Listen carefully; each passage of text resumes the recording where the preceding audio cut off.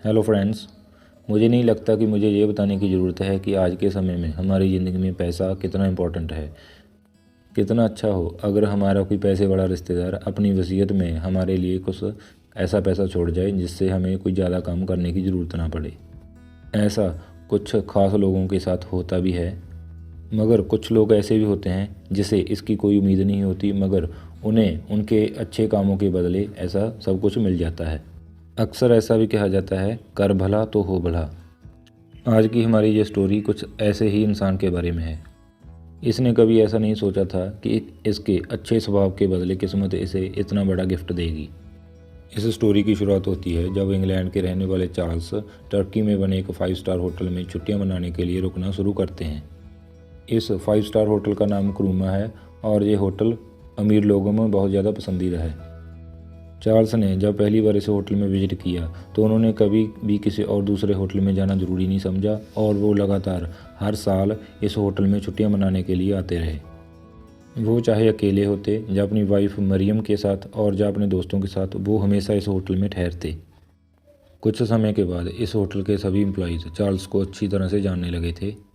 वो अपनी तरफ से बनती सभी कोशिशें करते ताकि चार्ल्स अगली बार भी इसी होटल में विजिट करे और जहाँ पर ही ठहरे। चार्ल्स भी इस होटल की सर्विस से बहुत ज़्यादा खुश थे।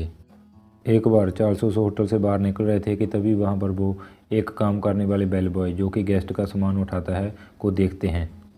मगर होटल में आने वाला कोई भी रईस आदमी इस बेल बॉय पर क्यों ध्यान देगा। चार्ल्स इस होटल में कई दफ़ा आ चुका था, मगर अभी तक उसने किसी भी स्टाफ मेंबर को बुलाया तक नहीं था। इस बार जब वो बाहर आ रहा था तब वो वहाँ पर खड़े एक बेल बॉय को देखता है। इस बेल बॉय का नाम दास्तान था। दास्तान चार्ल्स से कहता है कि आपके दोबारा जहाँ आने से मुझे बेहद खुशी हुई। जब दास्तान चार्ल्स का सामान उसकी टैक्सी में रखा रहा था तो चार्ल्स उससे पूछता है कि वो वहाँ पर कितने समय से काम कर रहा है। दास्तान उसे बताता है कि जब वो एक बच्चा था तो उसने 1990 से वहाँ पर काम करना शुरू किया।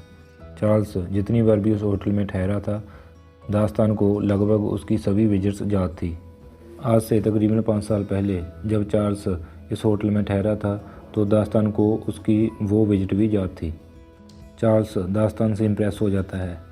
चार्ल्स दास्तान से पूछता है कि तुम इतना कुछ कैसे याद रख सकते हो, जबकि मेरे जैसे और हज़ारों गेस्ट जहाँ पर आते जाते रहते हैं।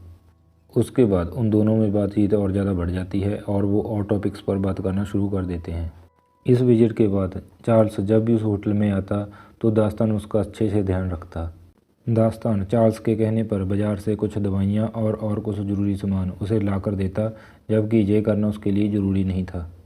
कुछ समय बाद उसने चार्ल्स से टिप लेना भी बंद कर दिया। वो चार्ल्स से कहता कि ऐसा करने पर वो उसे शर्मिंदा कर रहा है।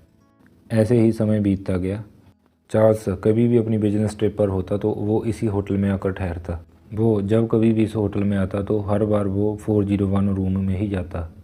समय बीतने के साथ साथ होटल का स्टाफ 401 नंबर कमरे को चार्ल्स का कमरा ही कहने लगा। इतने समय के बाद भी चार्ल्स ने वहाँ के एम्प्लॉयज़ को टिप देना बंद नहीं किया। जब दास्तान ने टिप लेना बंद कर दिया तो चार्ल्स ने टिप के रूप में और गिफ्ट देने उसे शुरू कर दिए। एक बार चार्ल्स ने दास्तान से पूछा कि वो इतने समय से इस होटल में क्यों काम कर रहा है। चार्ल्स ने उसे जवाब दिया कि वो एक गरीब परिवार से है, उसके बीवी और बच्चे हैं और उसे नहीं लगता कि इस होटल से ज़्यादा कोई और अच्छी नौकरी उसे मिल पाएगी और इससे ज़्यादा इज्जत उसे की कहीं पर और हो पाएगी। एक बार चार्ल्स उस होटल में कुछ दिन ठहरने के बाद एक लिफाफा छोड़कर चले जाते हैं। उस लिफाफे में वो थैंक यू लेटर के अलावा कुछ अच्छे खासे पैसे भी छोड़ कर जाते हैं। उन पैसों के साथ एक नोट भी था जिस पर लिखा था, तुम्हारे बच्चों की पढ़ाई के लिए। इतना प्यार देखकर उस बेल बॉय की आंखों में पानी आ जाता है। आज तक किसी ने भी उसके बारे में इतना नहीं सोचा था। दास्तान को इसकी कोई उम्मीद नहीं थी, मगर वो फिर भी खुश था। ये पैसे उसकी आमदनी से बहुत ज़्यादा थे। उसे चार्ल्स अपने किसी गॉडफादर जैसा लग रहा था। दास्तान को अंदाज़ा भी नहीं था कि कुछ सालों के बाद किस्मत उसे कितना बड़ा तोहफ़ा देने वाली है। असल में इस विजिट के बाद चार्ल्स ने उस होटल में दोबारा आना बंद कर दिया। असल में ये उसकी लास्ट विजिट थी। दास्तान को लगता है कि चार्ल्स के साथ कुछ ना कुछ हुआ होगा, वरना वो अपने इस फेवरेट प्लेस को कैसे भूल सकता है। दास्तान का डर बिल्कुल सही था। एक दिन दास्तान चार्ल्स को खत लिखता है और पूछता है कि उसके ना आने की क्या वजह है। चार्ल्स उसके खत का जवाब भेजता है। वो उसे बताता है कि पिछले कुछ समय से वो बीमार चल रहा है। वो कुछ समय तक एक दूसरे को खत लिखते रहे, मगर फिर चार्ल्स ने कोई जवाब देना बंद कर दिया। जहाँ पर हमारी स्टोरी ख़त्म हो जानी चाहिए थी। मगर 2021 में कुछ ऐसा हुआ जिसकी किसी को भी उम्मीद नहीं थी।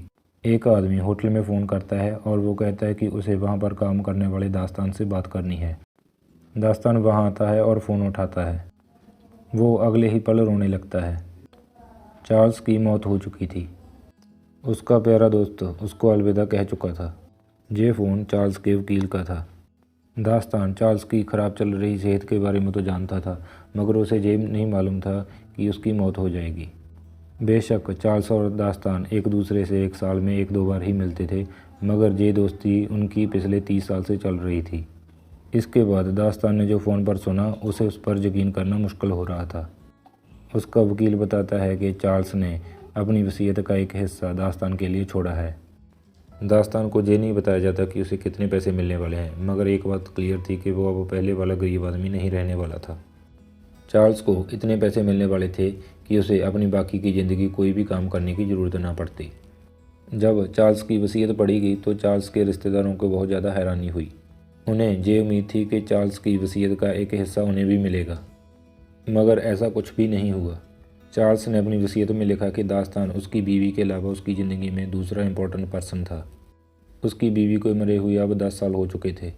चार्ल्स ने दास्तान के रूप में अपने एक ऐसे बेटे को देखा जो कभी भी चार्ल्स की ज़िंदगी में ना आ सका। चार्ल्स ने होटल के बाकी स्टाफ को भी कुछ ना कुछ गिफ्ट ज़रूर दिए।